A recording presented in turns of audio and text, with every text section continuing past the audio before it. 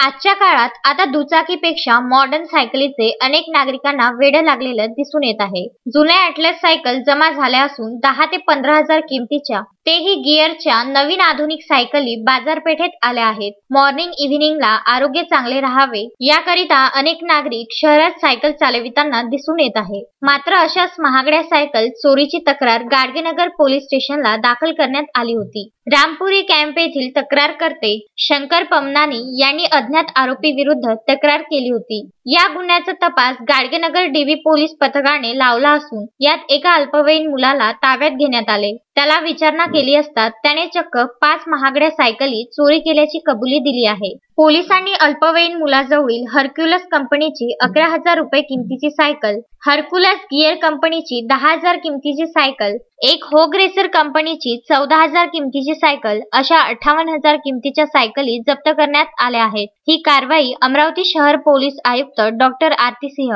यांच्या आदेशाने गाडगेनगर पोलीस निरीक्षक आसाराम चोरमले यांच्या मार्गदर्शनात सहाय्यक पोलीस निरीक्षक महेश इंगोले, पोलीस उपनिरीक्षक राजेंद्र जठाले, डीबी पोलीस शेखर गेडाम, सुभाष पाटील, निलेश वंजारी, दाऊ देशमुख, रोशन वराडे, उमेश भोपते, जयसेन यांनी केली आहे. अजय शृंगारे, विदर्भ न्यूज, अमरावती.